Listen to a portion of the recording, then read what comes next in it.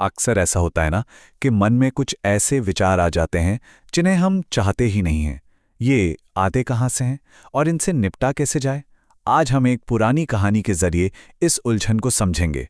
एक ऐसी कहानी जो अनचाहे विचारों को संभालने का एक बहुत ही गहरा और प्रैक्टिकल तरीका बताती है।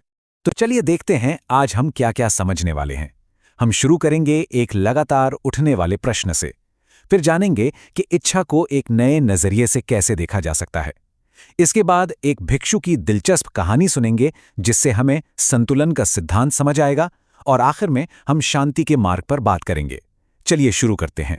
तो कहानी शुरू होती है एक जवान लड़के से जो बुद्ध के पास एक बहुत ही सीधा और हम सबके मन का सवाल लेकर पहुंचता है। एक ऐसा सवाल जो आज भी उतना ही सच है। और ये उस अंदरूनी लड़ाई को दिखाता है जो हम में से कई लोग रोज लड़ते हैं, है ना? अपने ही विचारों के खिलाफ एक ऐसी लड़ाई जो थका देती है और समझ नहीं आता कि इससे बाहर कैसे निकले। तो अब देखते हैं कि बुद्ध ने इसका क्या जवाब दिया और उनका जवाब यकीन मानिए थोड़ा चौंकाने वाला है। वो पूरे देखने के नजरिए को ही बदल देता है।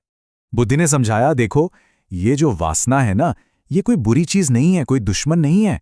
ये तो बस एक नेचुरल सिग्नल है, एक गहरी इच्छा जो हमें बताती है कि जीवन में किसी चीज की कमी महसूस हो रही है। जैसे पैसे की कमी होने पर उसे कमाने की इच्छा होती है, वैसे ही ये भी एक जरूरत का संकेत है। तो फर्क कहाँ आता है? फर्क आता है इसके इस्तेमाल में। जानवरों में इच्छा बस प्रकृति का एक नियम है, वंश बढ़ाने का जरिया। लेकिन इंसानों ने इसे अक्सर सिर्फ सुख पाने का एक जरिया बना लिया है। और जब ये जीवन का सबसे बड़ा लक्ष्य बन जाती है तो संतुलन बिगड़ जाता है।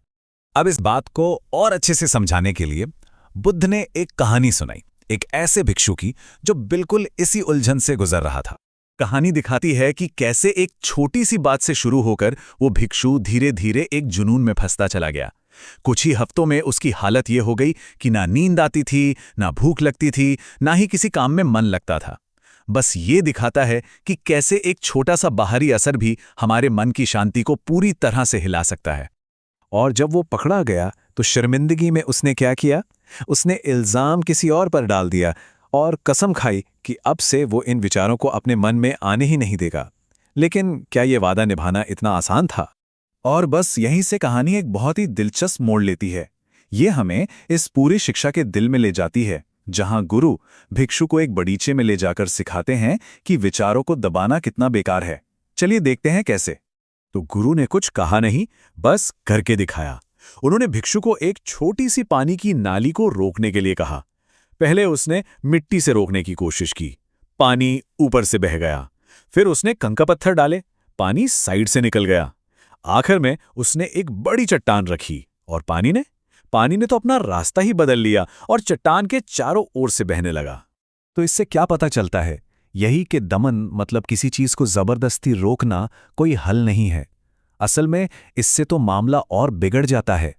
आप जितना एक विचार को दबाएंगे वो उतनी ही ज्यादा ताकत से वापस आएगा। गुरु ने समझाया कि हमें बहाव को रोकना नहीं है, हमें तो बस संतुलन बनाना है। पानी पौधों के लिए जरूरी है, लेकिन बहुत कम हो तो पौधे सूख जाते हैं और बहुत ज्यादा हो तो गल जाते हैं। संतुलन ही सब कुछ है। तो सवाल ये है कि इस सिद्धांत को अपनी जिंदगी में कैसे उतारें। इसके लिए बुद्ध ने दो बहुत ही जरूरी रास्ते बताए जो शांति की ओर ले जाते हैं। तो असली हल कोई अंदरूनी लड़ाई लड़ना नहीं है, हल है उस माहौल को बदलना जो इन विचारों को हवा देता है। सबसे पहले अपनी संगति बदलो। ऐसे लोगों के साथ रहो जो ऊपर उठाते हैं, नीचे नहीं गिराते। दूसरा, खुद को दोष देना बंद करो। ये विचार आना इंसान होने का हिस्सा है। तीसरा, उन्हें दबाओ मत, बस देखो और जाने दो। और आखिर में अपनी ऊर्जा को सही दिशा दो, उसे किसी अच्छे क्रिएटिव काम में लगाओ।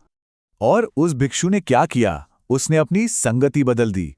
जिस लड़के की वजह से वो परेशान था, वो उसी का गुरु बन गया, उसी को सही रास्ता दिखाने लगा और दूसरों की मदद करने में उसे अपनी शांति और जिंदगी का मकसद दोनों मिल गया। तो ये कहानी हमें एक बहुत बड़े सवाल के साथ छोड़ जाती है कि हम अपने विचारों के बहाव को रोकने की कोशिश कर रहे हैं या उसे सही दिशा देना सीख रहे हैं।